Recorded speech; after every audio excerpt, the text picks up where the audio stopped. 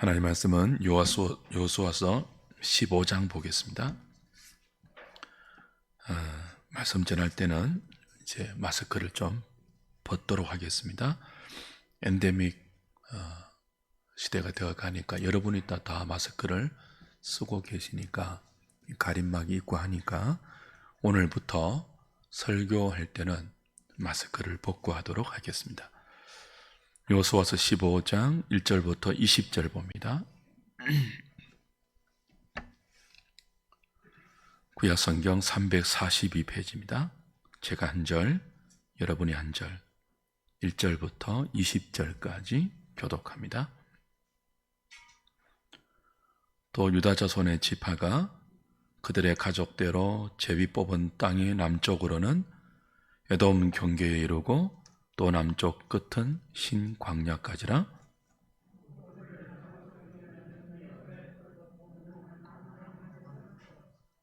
아그라빔 비탈 남쪽으로 지나 신에 이르고 가데스 바네아 남쪽으로 올라가서 헤스론을 지나며 아달로 올라가서 돌이켜 갈가에 이르고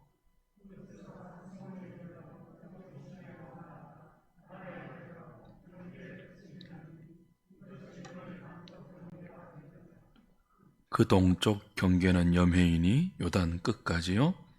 그 북쪽 경계는 요단 끝에 있는 해만에서부터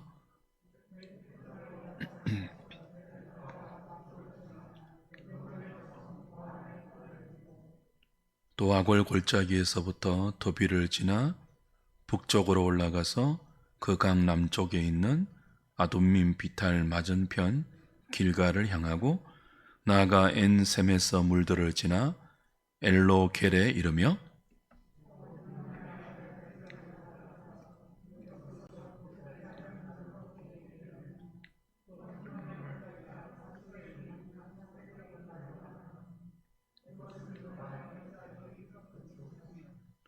또 이 산 꼭대기에서부터 넵도와 샘물까지 이르러 에브론 산 성읍들로 나아가고 또 바알라 곧 기랏 이아림으로 접어들며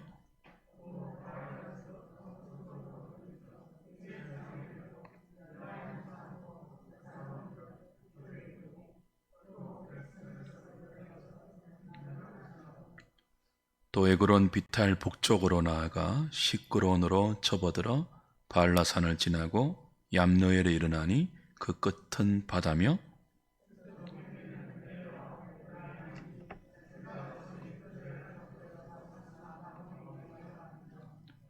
여호와께서 여호수아에게 명령하신 대로 여호수아가 기랏 아르바 곧 헤브론을 유다 자손 중에서 분깃으로 여분네의 아들 갈렙에게 주었으니 아르바는 아낙의 아버지였더라.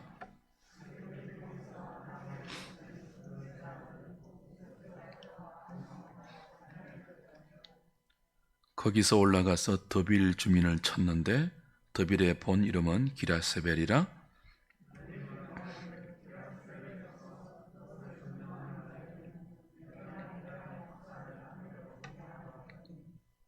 갈렙의 아우 그나스의 아들인 온니엘이 그것을 점령함으로 갈렙이 자기 딸 악사를 그에게 아내로 주었더라.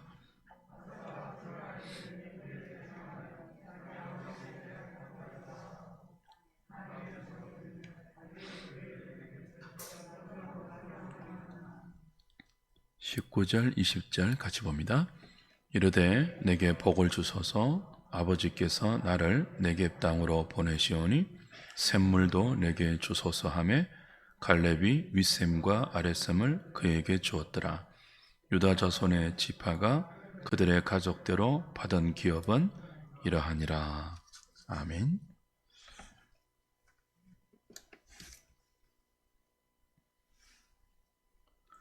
여호수아서 15장은 유다 지파가 그들의 가족대로 제비 뽑아 얻은 땅의 경계와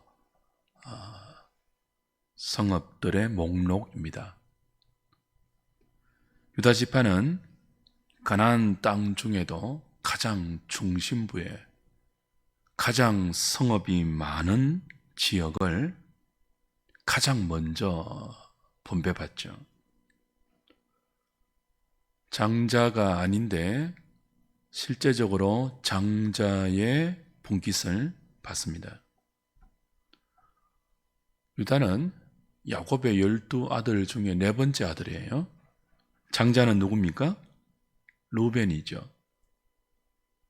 그런데 왜 루벤을 제치고 가장 먼저 장자가 받을 수 있는 땅의 분배를 기업으로 가장 먼저 받고 있을까요? 창세기 49장 보면 야곱이 12아들에게 마지막 예언적인 축복을 하죠. 그때 아비의 침상을 더럽힌 장자 루벤에게 장자의 축복을 거둡니다.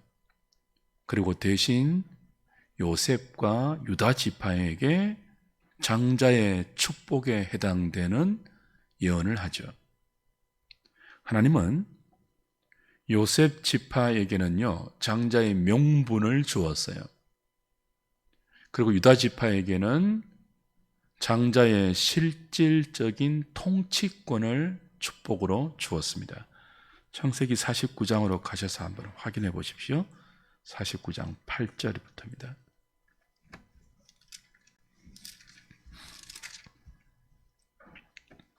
유다 지파를 향한 야곱의 축복입니다. 8절. 유다야, 너는 내 형제의 찬송이 될지라. 내 손이 내 원수의 목을 잡을 것이요 내 아버지의 아들들이 내 앞에 절하리로다. 유다는 사자 새끼로다. 내 아들아, 너는 움킨 것을 찢고 올라갔도다. 그가 엎드리고 웅크림이 수사자 같고 암사자 같으니 누가 그를 범할 수 있으랴. 큐가 유다를 떠나지 아니하며 통치자의 지팡이가 그 발 사이에서 떠나지 아니하기를 실로가 오시기까지 이르리니 그에게 모든 백성이 복종하리로다. 그의 나귀를 포도나무에 매며 그의 암나귀 새끼를 아름다운 포도나무에 맬 것이며 또 그 옷을 포도주에 빨며 그의 복장을 포도즙에 빨리로다. 그의 눈은 포도주로 인하여 붉겠고 그의 이는 우유로 말미암아 희리로다. 하나님께서 야곱을 통하여서 예언적인 축복을 하는데요, 유다에게. 이 유다를 향한 야곱의 예언적인 축복의 내용이 여러 의미가 있지만 그 중에 가장 중요한 의미는 유다 지파를 통하여 메시아가 온다는, 큐와 지팡이가 떠나지 않는 이스라엘의 목자 되시는 메시아를 유다 지파를 통해서 보내시겠다는 약속이에요. 그래서 하나님은 이 유다 지파가 광야를 행진할 때, 가나안 땅을 향하여 행진할 때 이스라엘이 진영을 짜지 않습니까? 그 이스라엘의 진영의 맨 선두에 유다 지파를 두세요. 왜 그럴까요? 광야를 향하여 행진하지 않습니까? 그 광야는 아까 가나안을 향하여 행진하지 않습니까? 가나안은 약속의 땅이에요. 가나안은 하나님께서 이스라엘 12지파에게 기업으로 주시는 땅이에요. 그 땅을 향하여 이스라엘이 행진할 때 누가 선두에 선다고요? 유다 지파가 선두에 서요. 왜 그럴까요? 약속의 땅 가나안의 의미가 무엇이라 했습니까? 부동산이 아니었죠? 이스라엘이 그 땅을 기업으로 받는다는 의미는 그 땅이 하나님의 통치가 임하는, 그 하나님의 통치가 궁극적으로 그의 백성들에게 약속하는 예수 그리스도라는 복으로 이루어지는, 그 예수 그리스도의 통치를 받는 그 땅. 그래서 하나님 백성의 삶에 그리스도가 왕이 되는 그런 삶, 하나님이 다스리는 기업, 그런 의미죠. 그래서 가나안 땅의 핵심은요, 예수 그리스도예요. 예수 그리스도를 누리고 하나님의 통치를 맛보는 그 삶이 기업이죠. 하나님이 주시는 기업이죠. 그 기업의 핵심이 약속하신 그리스도입니다. 메시아입니다. 그 그리스도를 향하여 행진할 때 유다 지파가 선봉했었어요. 그리고 마침내 여호수아를 통하여 이스라엘 백성이 그 약속의 땅에 들어가서 땅을 정복하고 이제 그 땅을 분배받고 있지 않습니까? 누가 가장 먼저 분배받는다고요? 유다 지파예요. 왜요? 하나님께서 창세기 49장 8절 이하에 유다 지파에게 무엇을 약속했죠? 메시아를 약속했거든요. 약속의 땅의 핵심인 메시아, 그리스도. 그 그리스도가 유다 지파를 통해서 오신다고요. 그래서 누구를 가장 먼저 기업을 분배받게 하죠? 유다 지파입니다. 르우벤이 아니라. 아비의 침상을 더럽힌 르우벤은 장자의 권리를 박탈당하고 그 장자의 실질적인 통치권을 유다 지파에게 약속하시고 그 실제적인 통치권의 상징인 규와 지팡이가 유다 지파에게서 나겠다는 약속을 유다 지파에게 가장 먼저 가나안 땅을 분배함으로 이루고 계시죠. 1절부터 오늘 12절까지는 여호수아서 15장 1절부터 12절까지는 그렇게 유다 지파가 가장 먼저 기업으로 받은 땅의 동서남북 사방 경계를 기술합니다. 이게 낯설고 우리와 상관없는 팔레스틴 땅의 지명이기 때문에 별 의미 있게 다가오지 않죠. 제가 오늘 지도를 준비했는데 깜빡 지금 영상에 띄우지를 못했어요. 그렇게 큰 의미가 없으니까 동쪽 경계는 사해를 지금 뜻하고 있고 남쪽 경계는 에돔 지경에서 신광야에 이르는 지역, 사실상 가나안 땅의 남쪽 경계예요. 가나안 전 지파의 남부 경계를 유다 지파가 차지하고 있습니다.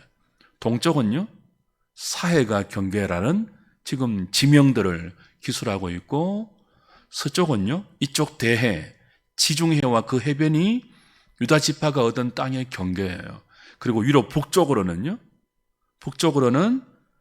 베냐민 지파와 단 지파와 경계가 맞물려 있는 그 지명을 지금 1절부터 12절까지 기술하고 있습니다. 유다 지파가 얻은 땅의 경계가 동서남북으로 이렇구나 정도의 의미만 여러분이 이해하시면 됩니다. 나중에 지도로 확인하면 여기까지구나 하는 것들을 알 수가 있겠죠. 여하튼 유다 지파가 지금 가장 먼저 요단 서편 가나안 땅을 분배받은 이 지역들은 가나안 중에서도 가장 중심부에 속해요.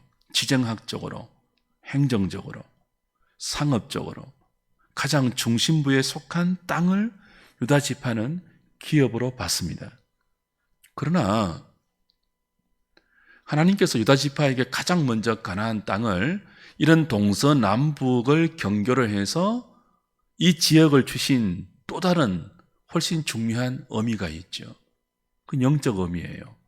지정학적, 행정학적, 상업적 의미보다 훨씬 더 중요한 영적 의미가 지금 유다 지파가 받은 이 땅 안에 있는데요.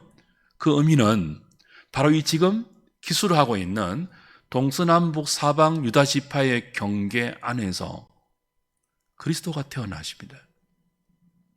그리스도가 하나님의 구속 사역을 이 유다 지파가 받은 이 땅 안에서 이루어 가십니다. 베들레헴에서 태어나시죠. 유다 지파의 땅이에요. 그리고 예루살렘에서 구속 사역의 가장 중요한 사역들을 이루시죠. 나귀를 타고 예루살렘에 입성하셔서 십자가에 죽으시고 자기 백성을 위한 대속의 사역을 성취하십니다. 하나님은 유다 지파에게 장차 그리스도가 너희들에게서 나올 것이라고 예언하실 뿐 아니라 그 유다 지파가 살아가는 땅을 기업으로 주실 때 어떤 땅을 주신다고요? 장차 이 지파를 통해서 오실 그리스도가 자기 백성을 위해서 펼치실 구속사역의 무대가 되는 땅을 주신다고요. 일관적이죠. 의미가 있죠.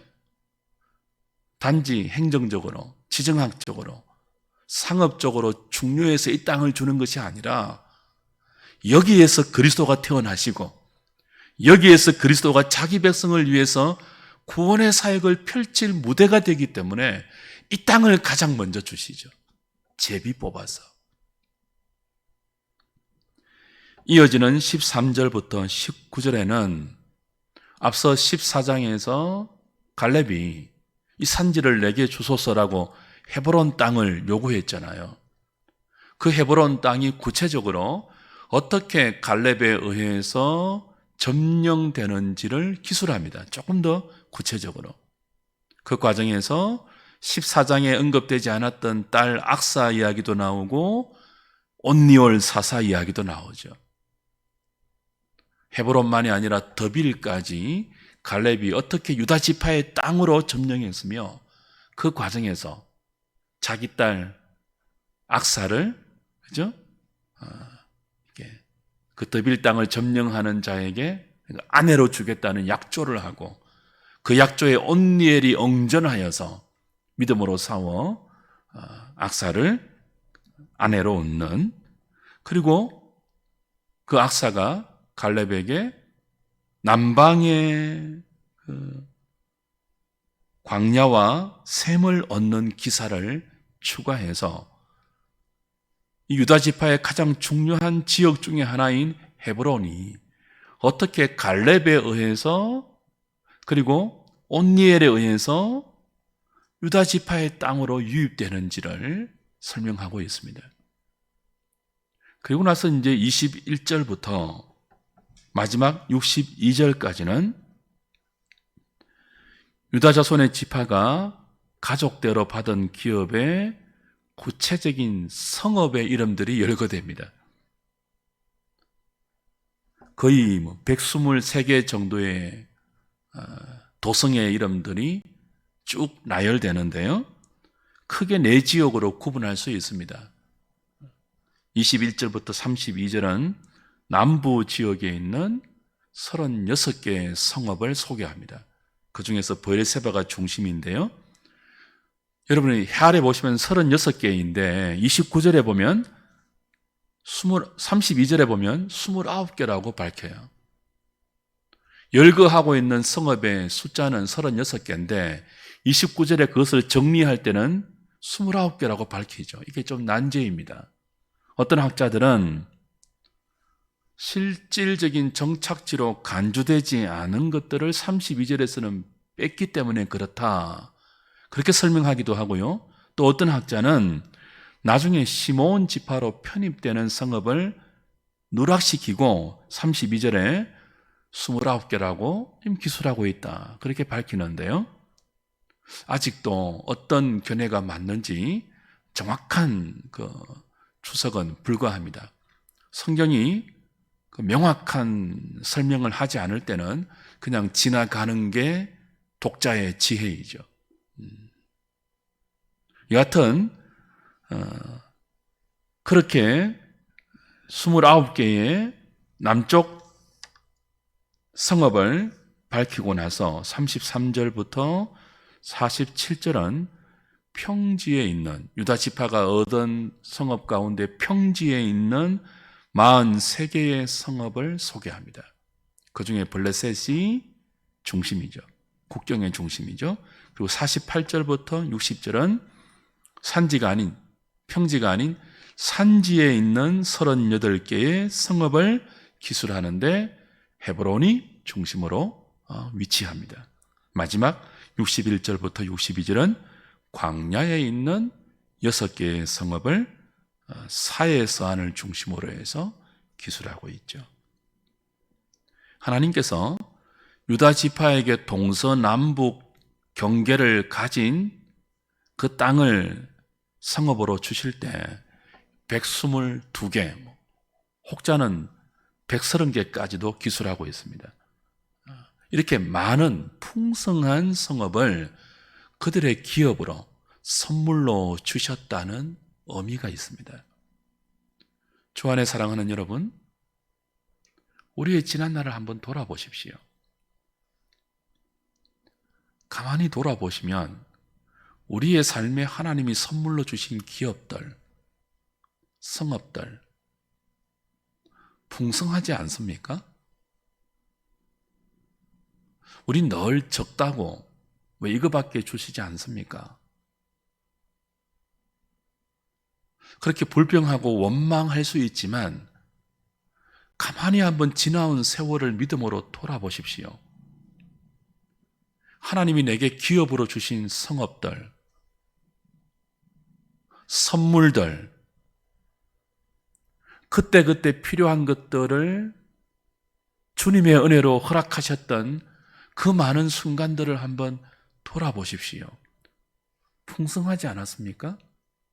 부족함이 있었습니까? 그런 의미가 여기에 담겨 있습니다. 우리가 보기에는 별 의미가 없는, 우리와 상관없는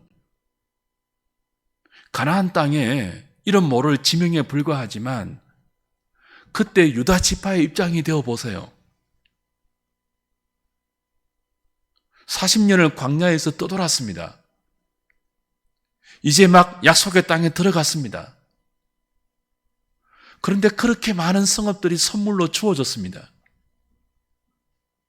다른 지파와 비교할 필요도 없어요. 그 무대가 전부 장차 그리스도가 오셔서 나를 위해서 하나님의 뜻을 이루실 복된 구속의 무대가 되죠.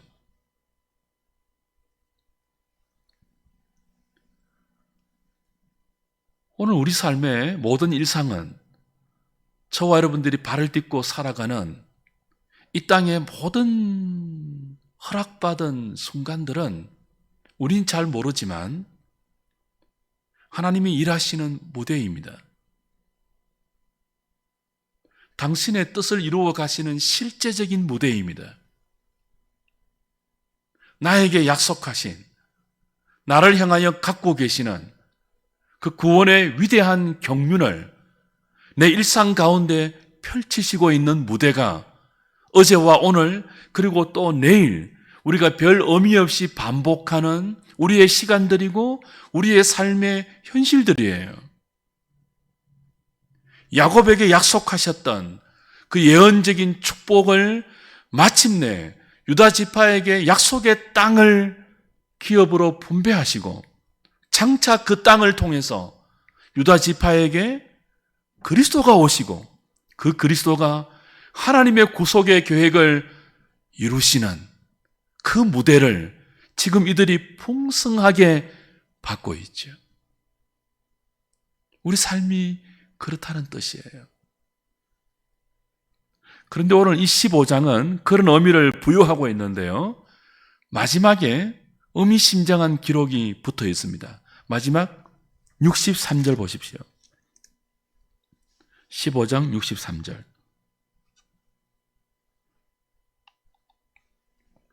같이 읽겠습니다. 시작. 예루살렘 주민 여부소 족속을 유다 자손이 쫓아내지 못하였으므로 여부소 족속이 오늘까지 유다 자손과 함께 예루살렘에 거주하니라. 자, 가장 먼저 실제적인 장자의 대접을 받으면서 가나안 땅을 가장 먼저 기업으로 유다 지파가 받았잖아요. 그 땅의 영적인 의미는 구속 사역의 무대라고 했습니다. 근데 이 구속 사역의 무대 가운데 중심이 어디예요? 여부소예요. 예루살렘이에요. 근데 오늘 그 땅을 받고 있는 이 15장의 마지막 63장이 어떻게 끝이 납니까? 아직 그리스도가 사역하실 구속의 중심 무대인 예루살렘을 차지하지 못했더라. 그래서 이 예루살렘의 여부스 족속과 이스라엘 자손이 함께 섞여 살았더라. 그렇게 끝이 나요. 예루살렘의 지리적 위치는 지도를 보면요, 유다 지파에 속할 수도 있고 베냐민 지파에 속할 수도 있는 아주 애매모호한 위치입니다. 두 지파의 경계선에 있다고 말할 수 있어요. 근데 예루살렘을 함락하는 것이 쉽지 않습니다. 만만치 않는 도성이 여부스라고 불리는 혹은 여부스 족속이 살고 있는 예루살렘 경내예요. 그래서 베냐민 지파도 미루고 유다 지파도 미루었을 수 있습니다. 너희 지파 아니냐? 너희 지파에 속한 땅 아니냐? 혹은 너희 지파에 속한 땅 아니냐? 너희가 점령해라. 이렇게 서로 미루었을 가능성도 있습니다. 여하튼 그래서 사사기에 이르기까지 이 여부스라고 불리는 예루살렘은 이스라엘의 땅이 되지 못했어요. 특별히 유다 지파의 땅이 되지 못했어요. 유다 지파가 얻은 경례가, 기업이 그리스도가 구속의 사역을 펼치신 무대인데 그 센터인 예루살렘이 아직 유다 지파의 땅이 되지 못했다고요. 그럼 어떻게 됩니까? 실제적으로 사사기 19장을 보시면요, 사사시대에 요수아가 죽고 이제 사사시대로 넘어가지 않습니까? 이 사사시대의 여부스 땅은, 예루살렘은 이스라엘의 땅으로 인정받지 못했습니다. 사사기 19장에 에브라임에 사는 한 타락한 레위인이 나오죠. 어느 정도로 타락했는가 하면 레위인인데 첩을 가지고 있어요. 이 레위인이, 이 첩이 이제 베들레헴 사람이기 때문에 첩이 이제 그 친정으로 돌아가 있을 때 첩을 데려오기 위해서 에브라임 지파에 속한 레위인이 베들레헴으로 가요. 처갓집으로 가요. 거기서 머물다가 이제 자신의 첩을 데리고 종과 함께 에브라임으로 돌아올 때 예루살렘 가까이 오죠. 여부스 가까이 왔을 때 날이 저뭅니다. 그래서 이 타락한 레위인의 하인이 날이 저물었으니까 여기 가까운 여부스 성읍으로 들어가서 유숙하고 다음 날 에브라임으로 갑시다. 그렇게 말을 해요. 근데 그때 이 레위인이 단호하게 거절합니다. 그 이유가 무엇인지 확인해 보십시오. 사사기 19장 11절 12절 보겠습니다. 사사기 19장, 여호수아 뒤에 사사기 19장.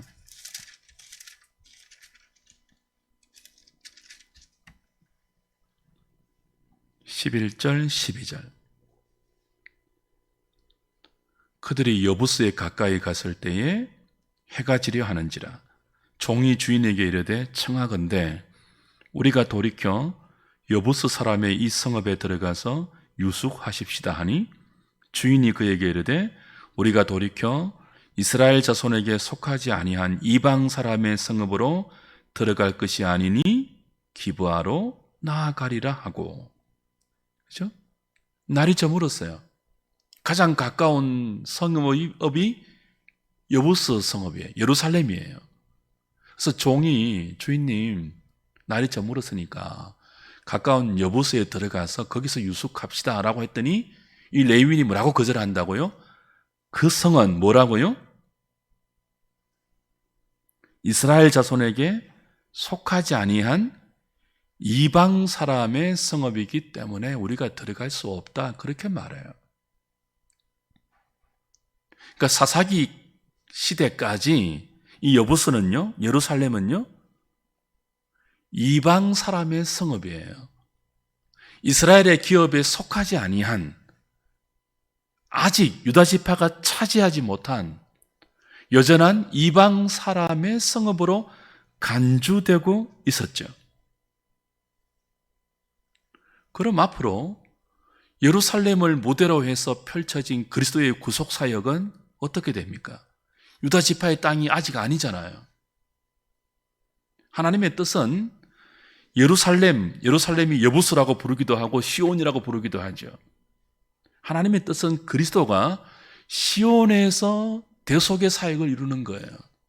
시편 2편 6절을 보면 이런 말이 있죠. 내가 나의 왕을 내 거룩한 산 어디에 세웠다고요? 시온에 세웠다 하시리로다. 시온이 어디라고요? 여부스라고요. 예루살렘이라고요. 시편 14편 7절도 이런 말씀이 있습니다. 이스라엘의 구원이 어디에서 나온다고요? 시온에서 나오기를 하나님이 원하세요. 하나님의 뜻은 그리스도가 아무 데서나 사역하는 것이 아니라 시온이 안 되면 저기 어디 다른 지파의 땅에서 하나님의 뜻을 이루시는 것이 아니라 하나님의 뜻은 시온에서 이루어지는 거예요. 그러면 시온이 유다 지파의 땅이 되어야 하잖아요. 근데 아직 여호수아서 15장 마지막까지는 심지어 여호수아가 죽고 나서 사사기 시대까지도 심지어 그 이후까지도 예루살렘은 이스라엘의 땅이 되지 못했습니다. 그럼 어떻게 됩니까? 그리스도의 사역은 유다 지파가 실패했기 때문에 하나님의 뜻도 변경되어야 합니까? 유다 지파가 불순종해서 어떤 이유에서든 불순종해서 예루살렘은 점령하지 못하면 시온에서 이루기를 원하는 하나님의 뜻도 실패하는 것입니까? 그렇지 않죠. 우리가 알다시피 나중에 다윗이 왕으로 등극할 때 이 여부스 족속들이 다윗을 조롱합니다. 그래서 다윗이 예루살렘을 점령하기로 마음을 먹습니다. 수로를 지나서 여부스를 점령하고 이 시온성을 이름하여 다윗성이라 부릅니다.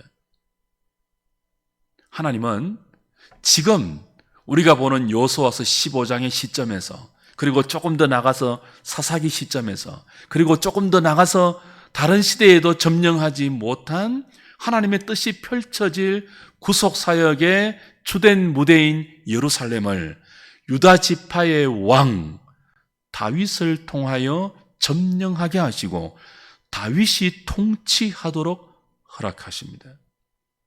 그리고 마침내 그 다윗성에 시온성에 그리스도가 아버지의 뜻을 대속의 사역으로 이루시죠. 유다 지파는 실패했습니다. 한때. 그러나 동일한 유다 지파의 자손인 다윗은 하나님의 뜻을 이루고 그 예루살렘을 그리스도가 이루실 구속 사역의 주된 무대가 될 수 있도록 순종했죠. 인간의 한때의 불순종이, 저와 여러분의 한때의 연약함이, 우리의 한때의 실수가 하나님의 뜻을 바꾸지 못합니다. 우린 자주 실패하지 않습니까? 우린 자주 불순종하지 않습니까? 우린 자주 하나님의 뜻이 아닌 우리의 뜻을 펼치면서 하나님의 구원의 사역이 마치 이루어지지 않을 것처럼 우리의 삶을 불순종에 방치하지 않습니까? 그럼에도 불구하고 하나님은 우리의 삶에 갖고 계신 당신의 뜻을 결코 굽히거나 변경시키거나 포기하지 않습니다. 그것이 오늘 여호수아서 15장이 우리에게 가르쳐주는 유다 지파가 얻고 있는 가나안 땅의 동서남북 경계, 그 안에 있는 123개의 우리가 잘 모르는 수많은 성읍들의 이름이, 그리고 그 마지막에 아직 여부스 족속을 쫓아내지 못한 그들의 연약함과 불순종의 흔적들이 우리에게 주는 영적 교훈들이죠. 우리는 때로 순종하기도 하고 때로 불순종하기도 해요.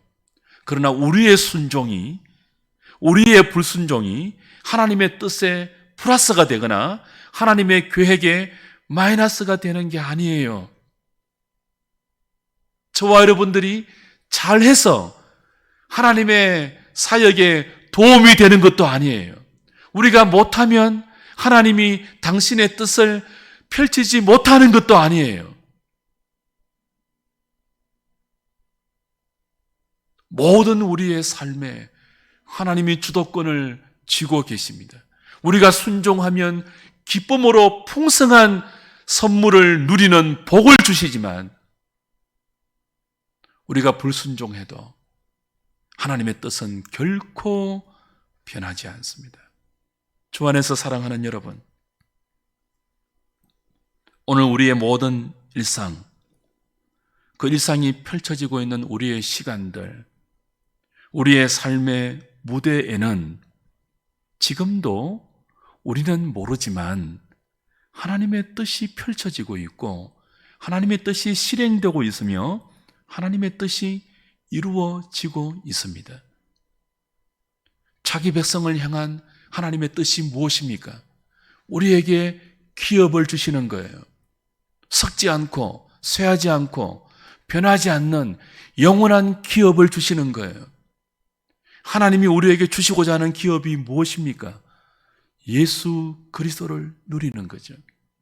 믿음의 결국 곧 영혼의 구원이 우리의 일상 속에서 성취될 수 있도록 하나님은 끊임없이 당신의 계획을 신실하게 이루고 계십니다.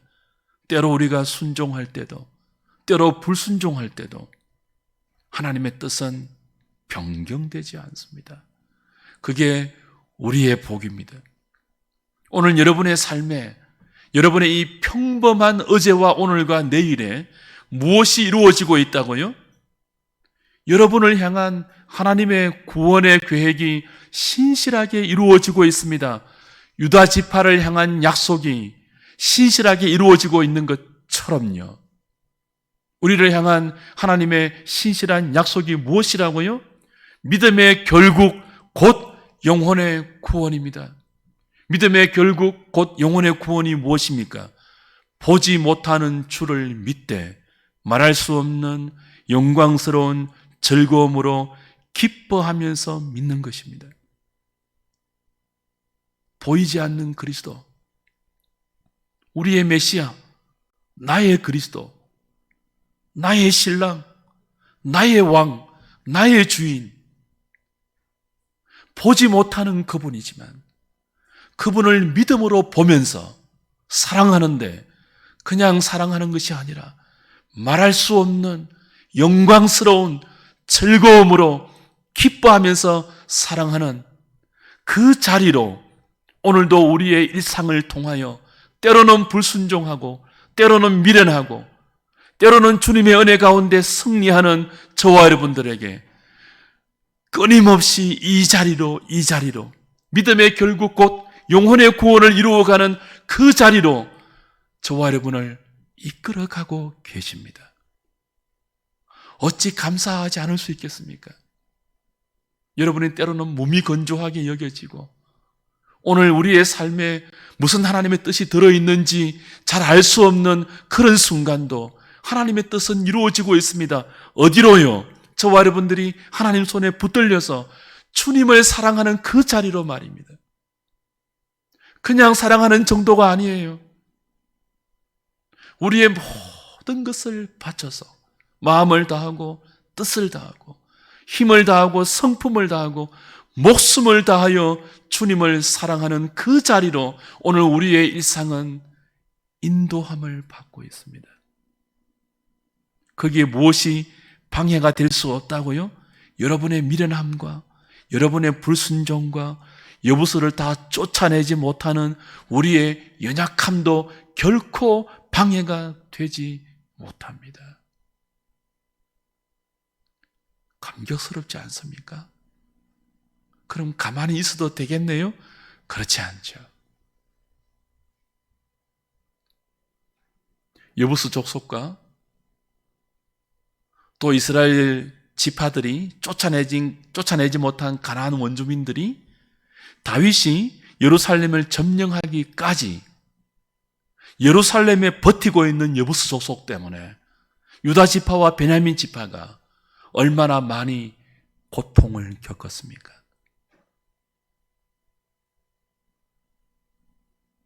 그러니 그냥 가만히 있어도 하나님의 뜻이 이루어진다면 우리는 그냥 놀아도 되겠네요? 그런 생각을 가지시면 아니 되지요. 그만큼 우리의 삶이 힘들어질 수 있잖아요. 굳이 매맞고, 굳이 징계당하고, 굳이 많은 고통을 겪으면서 하나님이 일하시는 구원의 사역을 그렇게 나중에 깨달으면서 감사할 필요 없잖아요. 지금 믿음으로 여부스 족속을 쫓아내고 그리스도가 행하실 가장 중심적인 대속사역의 무대가 되는 이 예루살렘을 우리의 기업으로 지금 누릴 수 있다면 얼마나 더 많은 하나님의 선하심을 우리가 맛보아 알 수 있겠습니까? 오늘 이 말씀에 근거해서 우리의 연약함을 하나님께 인정하는 동시에 그럼에도 불구하고 우리의 삶을 당신의 뜻에 맞추어서 신실하게 진행시키고 있는 하나님의 복된 손길에 기꺼이 순종하겠다고 결심하시고 그 결심에 합당한 은혜를 달라고 기도하는 저와 여러분 다 되시기를 주님의 이름으로 축복합니다. 찬송